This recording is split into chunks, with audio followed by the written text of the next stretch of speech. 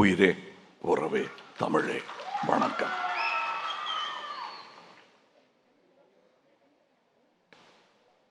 மாண்புமிகு தமிழக முதல்வருக்கு முதல் வணக்கம்.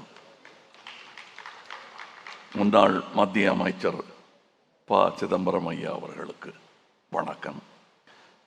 விஞ்ஞானி மயில்சாமி அண்ணாதுரை அவர்களுக்கு என் மனமார்ந்த வணக்கம். இந்த விழாவுக்கு காரணமான எனதருமை கவிஞர் வைரமுத்து ஐயா அவர்களுக்கு வணக்கம். வைரமுத்துவை வாழ்த்த வந்திருக்கும் அமைச்சர் பெருமக்களுக்கும் என் வணக்கம். நான் இங்கே உள்ள பேசிக்கிட்டு இருக்கும்போது சொன்னேன், இவரை சந்திக்கிறதுக்கு முன்னாடியே நான் இவருடைய பிஆர்ஓவாக மாறிட்டேன் அப்படின்னு.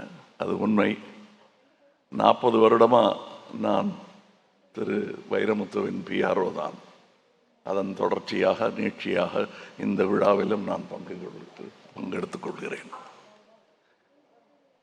அதாவது 40 வருடங்களுக்கு முன்னால் இவர் வரிகளை படித்துவிட்டு இந்த கவிஞர் வேணும் எனக்கு என்று இளையராஜா அவர்களிடம் கேட்டபோது நல்லா எழுதுவார் அப்படின்னாரு. நான் ஒரு வயோதிகரை சந்திப்பதற்கு என்னை தயார்படுத்தி கொண்டேன். கண்ணதாசன் ஐயா அவர்களை விட 5 அல்லது 10 வயது குறைந்த ஒரு முதியவரை சந்திக்கப் போகிறோம் என்று நான் ஆவலாய் காத்திருந்த பொழுது என் வயதுடையவர் ஒருவர் அங்கே வந்தார். அதான் முதல் அறிமுகம். அவருக்கு என்னை சினிமா மூலம் தெரிந்திருக்கிறான். ஆனால் அவர் வரியை நான் சொன்ன பொழுது அவர் கண்ணில் தெரிந்த ஆச்சரியமும் அன்பும் 40 வருடம் தொடர்கிறது இன்றும் எங்களுக்குள். அவர் இன்று அமர்ந்திருக்கும் கண்ணியத்துடனே ஆரம்பத்தில் கவிதை சொல்ல வந்தபோது அமர்ந்திருந்தார். ஏற்கனவே வெற்றிகளை எல்லாம் பார்த்துவிட்ட ஒருவர் அமர்ந்திருக்கும் தோரணையில் தான் அமர்ந்திருந்தார். இங்கிருந்து வெகு தொலைவில் இல்லை அந்த இடம். எல்டான்ஸ் ரோடில் இன்று மக்கள் நீதி மையம் காட்சி தலைமையகமாக இருக்கும் அந்த இடத்தில் தான் அவர் உட்கார்ந்து எழுத வந்தார். காலையில் ஐயா கண்ணதாசன் அவர்கள் எழுதினார். மதியம் இவர் வந்து அதே இடத்தில் அமர்ந்து எழுதினார். அன்றே எனக்கு தெரிந்தது அந்த இடம் சரித்திர பெருமை பெற்றுவிட்டது என்று. அன்னைக்கு நான் சொல்லியிருந்தேன்னா, சின்ன பசங்க ஒருத்தர் முதுகு தட்டி கொடுக்குறாங்கன்னு சொல்லிடுவாங்க. அது நான் பேசலை, அவரும் பேசலை, கவிதை பேசியது, பேசிக்கொண்டிருக்கிறது. அதன் நீட்சியாகத்தான் இப்போ சொன்னாங்க 39 படைப்புகள் என்று. பாரதியாருடைய வயது அது, அந்த அளவுக்கு இவர் படைப்புகள் இருக்கின்றன. அதற்காக தமிழ் உலகிற்கும் அவருக்கு தமிழ் உலகத்து அந்த பெருமைக்கும் நன்றி சொல்ல நான் தமிழின் ரசிகனாக கடமைப்பட்டிருக்கிறேன். இப்போ நான் என்ன சொல்ல முடியுமோ அதை நான் அன்பின் காரணமாக சொல்லுகிறேன். அறிவின் காரணமாக அறிவியல் வழியில் ஐயா அண்ணாதுரை அவர்கள் சொன்னது வந்து, அடடா இதெல்லாம் அவர்கிட்டையாவது நம்ம கேட்டுக்கிட்டு சொல்லியிருக்கலாமே, பாதி நீங்கள் பிரித்து எடுத்துக்கங்கன்னு. ஏனென்றால் இது இனி வரப்போகும் தலைமுறை எல்லா செய்திகளும் சென்றடையுமா தெரியாது.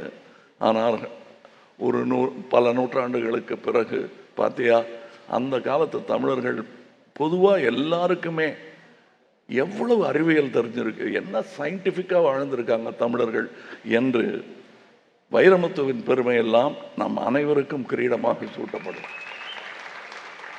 இது எல்லா தமிழர்களுக்கும் தெரிந்த விஷயம் அல்ல, தெரிய வேண்டும் என்று அவர் ஆசைப்படும் விஷயம். அதைத்தான் அவர் செய்திருக்கிறார். இது சினிமாவில் பாட்டெல்லாம் எழுதுவார், நாங்கள் கேட்குறபடி எழுதுவார். இப்படி கொஞ்சம் எழுதுங்க, அப்படி கொஞ்சம் எழுதுங்கன்னு நாங்கள் போட்டு தொலைப்போம் அவரை. அதுக்கெல்லாம் வளைந்து கொடுத்து உடையாத நாணலாக எங்களுக்கு எழுதி கொடுத்துட்டு போவார். ஆனால் இது தனக்காக நமக்காக எழுத வேண்டும் எனும் ஒரு, நான் முதல்ல பார்த்தேன்னு ஒரு வயோதிகரை சந்திப்பதாக எதிர்பார்த்து கொண்டு இளைஞரை சந்தித்தேனே, இந்த முதிர்வு அவருக்கு அன்றே வந்து விட்டது. இவ்வளவு நாள் பொறுத்திருந்தார். இவ்வளவு நாள் அவரை புகழோடு பொறுத்திருக்க வைத்த உங்களுக்கு மறுபடியும் நன்றி சொல்றேன்.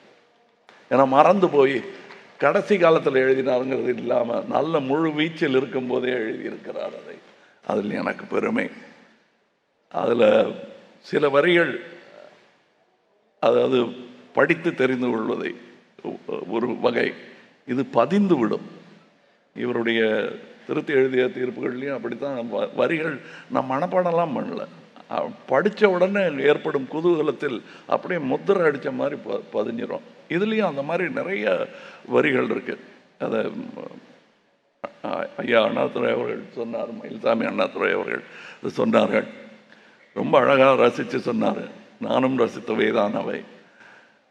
அதில் அவர் ஒன்று சொல்லியிருக்காரு, கிழிபடு விதையும் உளிபடு சிலையும் உடைபடு அணுவும் பிரிது பெரிதாதல் எதற்கு, பெரிது பெரிதாதல் அதற்கு. இந்த மகா கவிதையும் அதற்காகத்தான். இன்னும் பெரிதாக்க வேண்டும், நம்முடைய தெளிவு மற்றவர்களின் தெளிவாக வேண்டும் என்பதற்காக அவர் அதை எழுதியிருக்கிறார். இந்த புத்தகம் 400 ரூபாய்க்கு கிடைக்கிறது என்று சொல்கிறார்கள். இது அப்புறம் ஒரு வாட்டி சொல்லிட்டார், இவங்க என்ன கூவி வைக்கிறாங்களே, இது கிடைக்கவே கிடைக்காதுங்கிற அளவுக்கு பிரதி வித்து போக வேண்டும் என்பது வாழ்த்து மட்டுமல்ல, என்னுடைய ஒரு கணிப்பும் கூட. எதிர்காலத்தில் ஏற்பட போகும் அபாயங்களை சொல்லியாக வேண்டும், அதை சொல்கிறது.